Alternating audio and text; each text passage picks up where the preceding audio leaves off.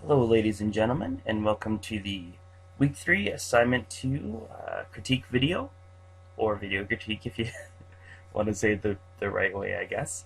This time around, we did infrared and solarization techniques, and yeah, so we're going to be looking at the work of Abel, of Becky, of Tammy, and of Dorothy.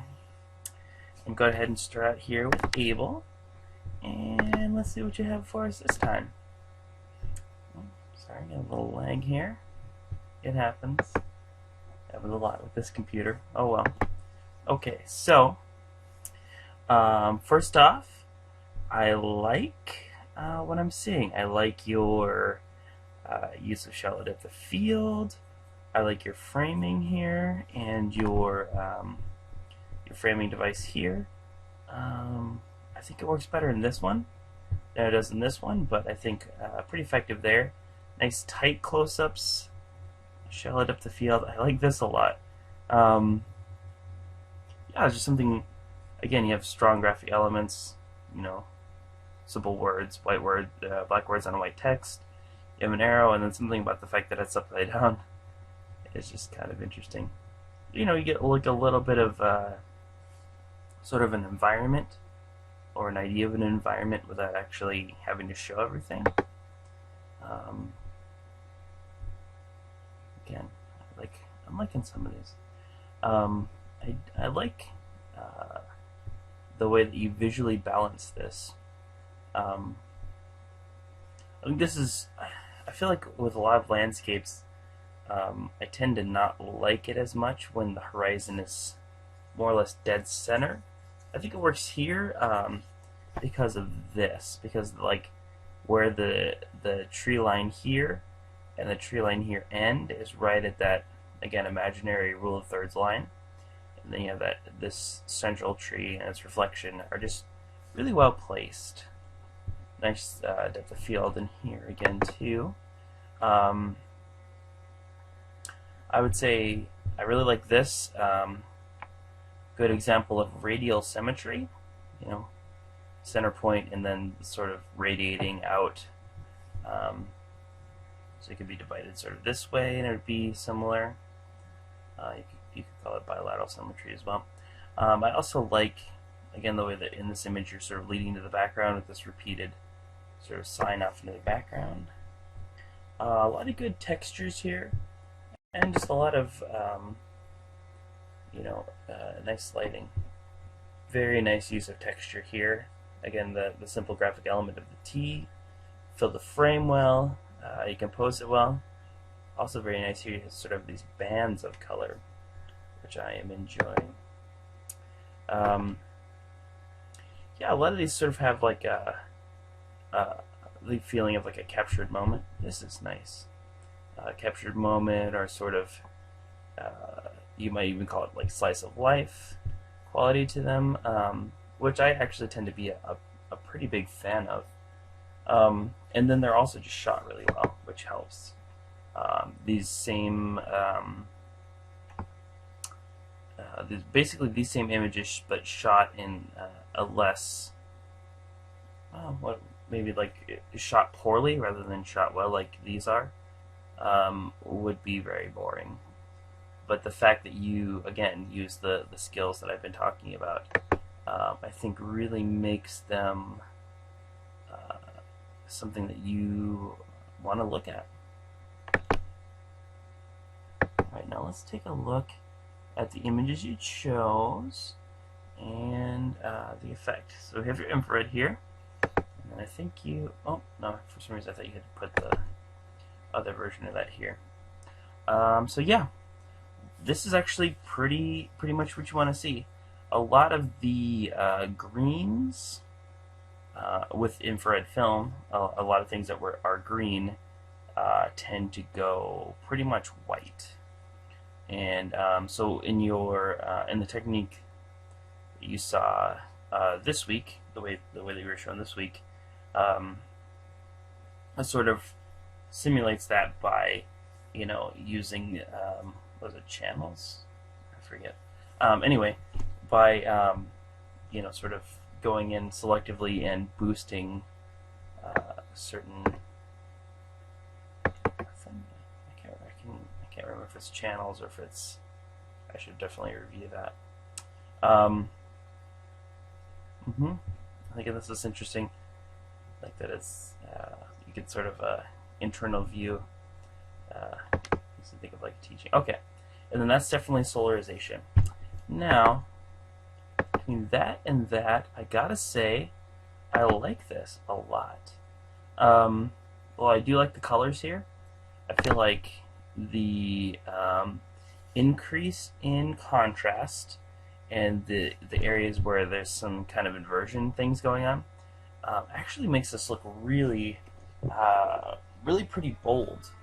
You have a lot of lines here, and those lines are really being they're really emphasized by this technique.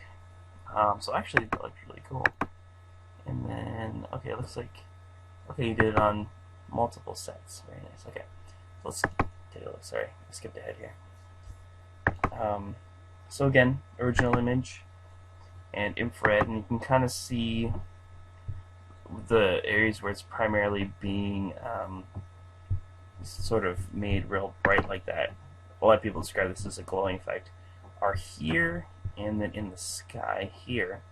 I do like this. I think, again, as with the other, I guess the solarized image actually, rather than the other infrared, is that this is going really light, whereas this remains fairly dark. So it's really kind of pushing that idea of contrast, and you're sort of seeing that here too.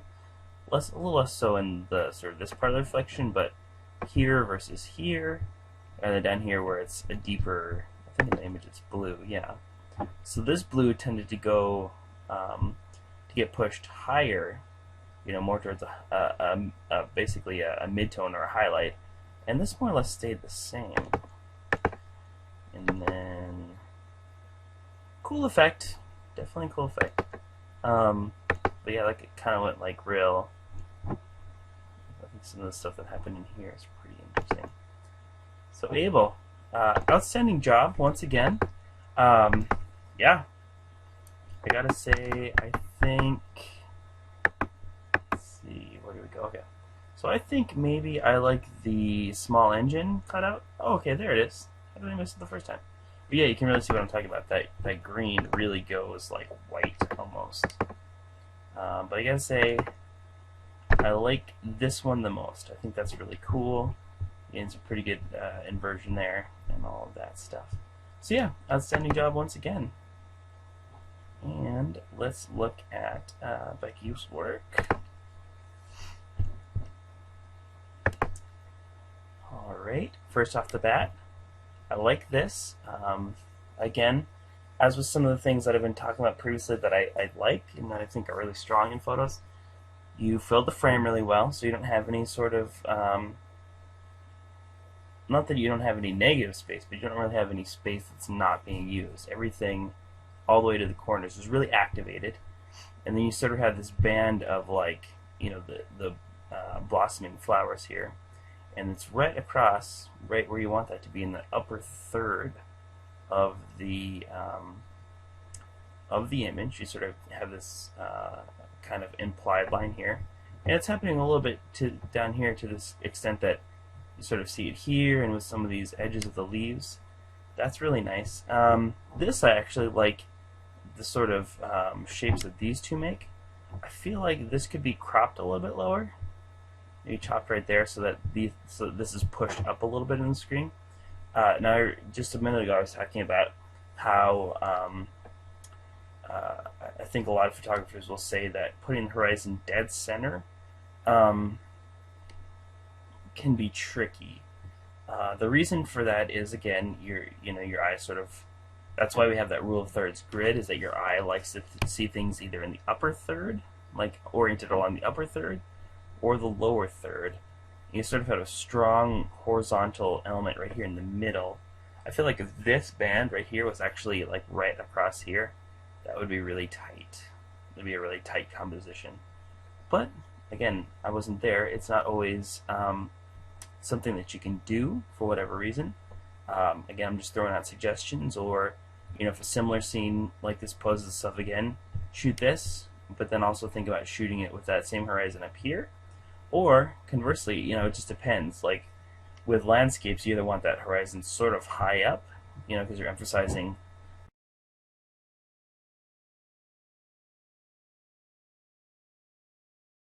that area, or you want your horizon fairly low. You have a lot of sky. You sort of have the idea of a wide open vista, for example, a feeling of lightness, of kind of, you know, open heaven. This is also very nice. I just want to scroll up slightly here. Um, Again, fill the screen.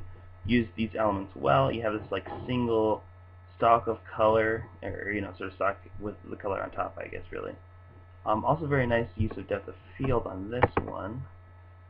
And there was one in here that I also wanted to bring up. I'm trying to find it now. So I thought it was really well done. Sorry, I'm kind of skipping over a lot of pretty good images, but I wanted to get this one I want to talk about. This is another good example, visually similar to the other one, somewhat, but again, strong use of shape here. Sort of have some interesting thing where your eye is like being led down by these forms. It's kind of, your gaze is being directed downward, kind of going in a circle like that. But I wanted to get to this. I also quite liked, because I liked visually what's happening with that root, sort of the roots there, even though this looks a little like it might be a little bit soft. I don't know if that was maybe taken from a boat that had some slight rocking or going on or something. Or maybe it's just a little hard to get. Let's see. This duck, I think, is what we want to stick about. I do like the action here. You have, the wings make this nice V, and then the body itself of the duck is kind of an arrow that's pointed upward.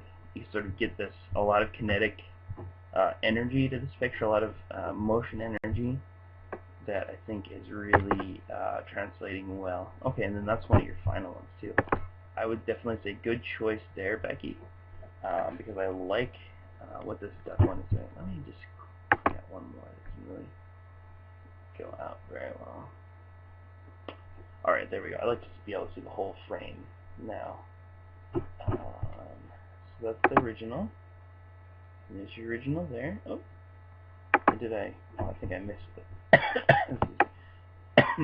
Missed the various versions. Alright, so you have your infrared. And as you can see, as with the one we looked at before, Abel's example, the green goes really white, and sort of some of the other ones like the browns and the blacks stay fairly similar. I do like this one. I like the original. I do like this one. It's a little bit light, I think, because of having a lot of green. I could see potentially either lowering the overall exposure here or possibly hitting it with a little bit. I would say maybe both lowering the exposure and hitting it with a little contrast to sort of bring out these some of these lines here that sort of get a little bit lost in the version. Okay, and then ooh, look at that. That's kind of crazy. I do like one thing I always find really interesting in these is what happens with the sky. I like that a lot. That was pretty neat. So yeah, I would say between the two versions, I think I do like the solarization more. It's funny because your greens, oh yeah, because it's solarization, not infrared. Because your greens didn't get really light, but because that's the other effect. But yeah, the other thing is, you guys don't necessarily, as I was saying with Becky's other image, you don't necessarily have to keep the final result. If you don't have to keep it as it as it comes out when you go through the process. If you get this result and you want it to be brighter, more contrasty, whatever, I would say submit this version and then submit also the edited version if you feel like you're not happy with this. I think this is actually great. I like this, but like with this duck image we were talking about, it looked kind of light. If you were to submit, I would say submit this version then submit like a version 2.0 where you do the other thing. I just mark that as, you know, effect and then effect with modifications or whatever. I always like to see that stuff. So thank you, Becky. Nice job. Alright, up next we have Tammy. And let's take a look at her work. A little light time here again. Oh well. Alright, again, first impression here. I like this. I like this is crazy. Something about the way this is lit, it almost looks like these flowers are like positioned in front of a painted backdrop. That's kind of strange. But that's kind of my impression. I like the sort of the bright primary colors going on here. Oh, what happened? Oh, just made a big jump. Alright, now this I like quite a bit. They have a couple shots of this. So let me go through here and just see. Yeah, I think maybe that first one is the one. Again, filled the frame, well composed, and I just sort of like the look of those shapes. Let me scroll down a little bit here. So I like the way that these look and sort of the random scattering of this. It's a little bit asymmetrically balanced. Where you have something large and dark down here, and then you have a lot of small but lighter things here. It tends to sort of visually balance, almost like along a diagonal. So I'd say either that one or this one. This one maybe they're positioned a little bit better, but I like the way that you fill the space better in this one. So yeah, I would say definitely that other one. Although I do also like, again, the way these are sort of the way that they're lined up like that. Again, nice use of depth of field, and as well here. Again, you did a good job of, like I keep saying, filling the frame. You have a really pretty nice narrow band of focus that's right in a visually pleasing area, sort of right here. This kind of a rectangle of focus here that I'm enjoying quite a bit. There's some good motion blur here. Yeah. Let me see. This, okay, here's another one that I remembered enjoying again. So I like sort of the way that you frame this up, again filling the frame, and just sort of the pretty much random pattern that this makes. It almost makes like a kind of a almost like a spiral pattern through there, or like kind of like a figure eight or something that I was kind of enjoying. I mean, just sort of the texture on these. You have a bit of that going here too, although again, like maybe cutting it off right at the horizon right there might have been an interesting way to go.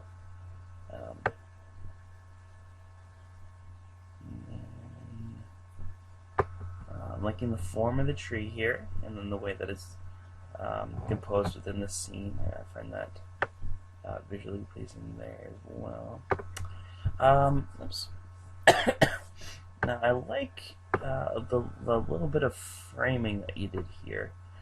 The sort of branches, the dark trunk, the branches, and then the shadow at the bottom of this image all kind of come together to make like a sort of dark enclosed space.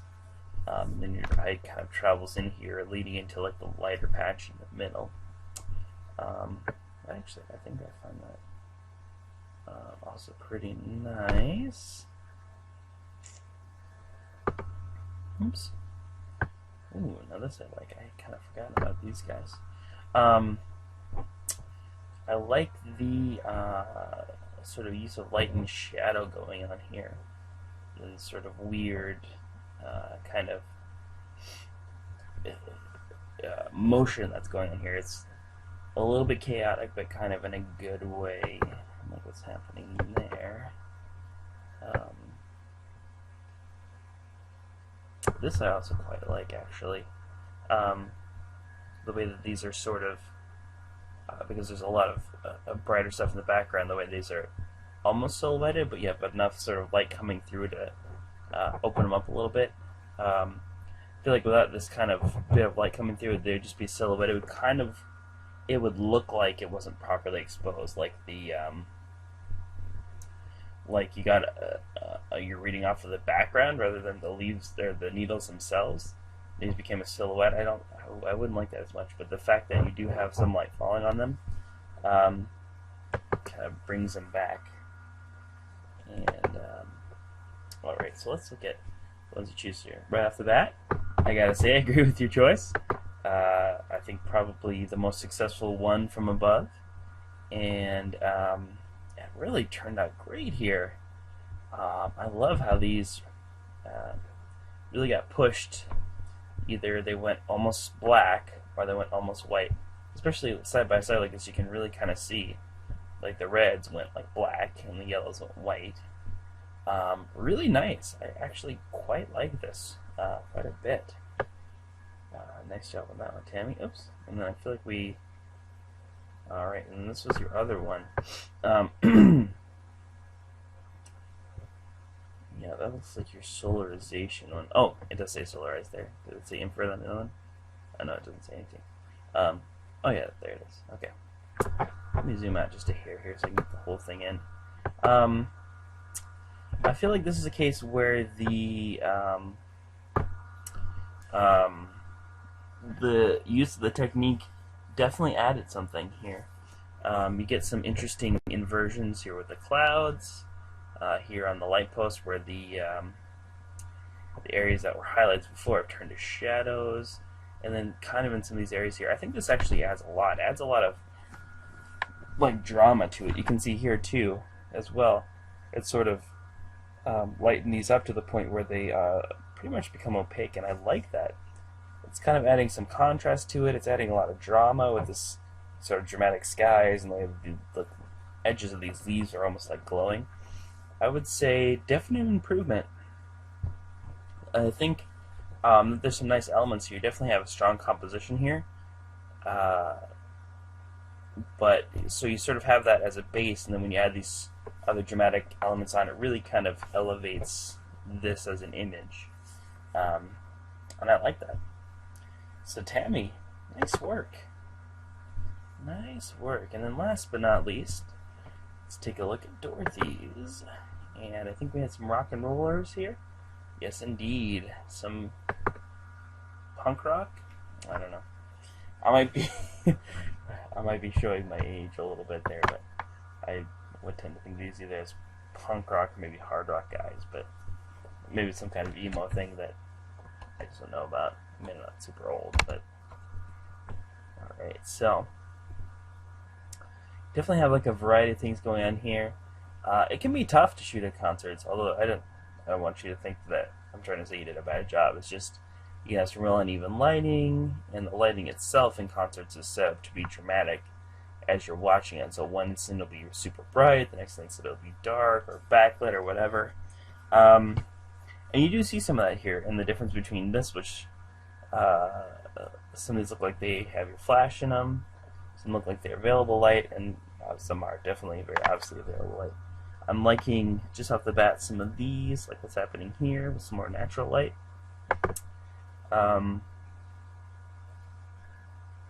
then, there we go. And yeah, we've got some good ones in here. I actually want to go ahead and just look at hers, because she definitely picked well here. Alright, let's zoom out a little bit so I can see that full frame. Excuse me. I quite like a lot of the details that you have here. So again, the teeth coming out from all this hair, like I think that's really well done, because again, it's like it's sort of the idea of like they have the long hair, and a lot of times they're thrashing their heads around, and like sometimes the only thing that you can see is like their mouth. So you kind of have this cool thing where it sort of obscures everything except the mouth, like where the music is coming from in part. You have some nice details with the duct tape on the microphone, this little pentagram thing on there. This kind of fun shape at the top of the guitar. And it's just shallow enough. It's not super shallow, which again can be hard to get in certain situations. But it's shallow enough to where the background is not distracting. I'm liking that. And let's see what you did with the... Oh, that's pretty cool. It looks like something that this guy might actually enjoy in terms of his picture. You get like his teeth kind of went black there, and definitely some crazy stuff going on here. A lot of black and red. For some reason, I think that this fella might actually like that. So yeah, I always find it interesting when people opt not to convert to black and white first, because you get some really interesting stuff. Like the hair pretty much was unchanged, and the skin is definitely like totally inverted. The head of the guitar is, like sort of, this is pretty much the same, but then like the white went black here. That's funny. It almost kind of looks like that, the thing with what they do with the fingers sticking out, while their head banging. It sort of made me think of that there. Just kind of random observation there. So like I'm always interested, because I think when you leave these in color, you definitely get less of the contrast thing going, but you do get a pretty good idea of like what got inverted and what didn't, because it's, again, with the color it's pretty much opposite, so you can see it.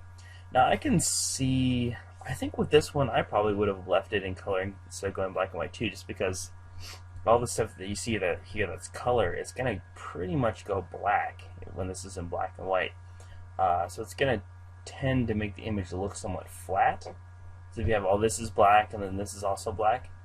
Now sometimes it works, like it could work here because you do have a lot of sort of these shadows around his face and around the features are inverted, so they're not going to go totally black. They're going to pretty much stay gray like that. That's the sort of thing. I think you can kind of go either way. Like it's definitely a different look if it's in black and white as opposed to color. Now let's see. Okay, and then this one's actually all right. Oh yeah, see. Okay, so this was one that I picked as a one I thought was successful before, and then let's see. It really kind of like that's kind of like almost a psychedelic effect there. So you definitely had let's see here. Let's look at this, because you have like a lot of actually kind of like inversion going on here. There's not really a ton of the colors that we naturally associate with infrared, the sort of the greens and the reds in this image. There's a lot of black, there's a lot of white, and then some kind of blue in here. Yeah, interesting results. Alright. Well, thank you for watching, guys. I've come to the end of the video. And, so yeah, this is the point where you're going to, once you're done, you will, you'll see the thing, it'll say, the reply from me below. So you click on it, you watch the video, then hit respond, and respond with the word clock radio. I guess there's actually 2 words. And just, put those 2 words, or put it in a sentence, whatever. I was kind of, I went a little easy on everybody last time. A lot of people did not remember to do this. This time around, definitely do, because this is part of your participation grade. So if I don't see clock radio in response somewhere, you won't get the points. I usually do like 2 points. So, out of a total of 5 points for participation, it's a hit. It can be the difference between an A and a B, or B and a C, depending on where you're sitting. So you definitely want to get those 2 points. And all you have to do is watch the entire video and, post the words clock radio somewhere in your response, letting me know that you watched it. It's funny, sometimes people will put the words in bold, within also trying to hide them within the context of the paragraph. It's kind of it's silly. I don't know. Anyway, thank you very much for watching, folks, ladies and gentlemen. nice job all around, and I will see you again soon with your week 3 assignment 3 video. Till then,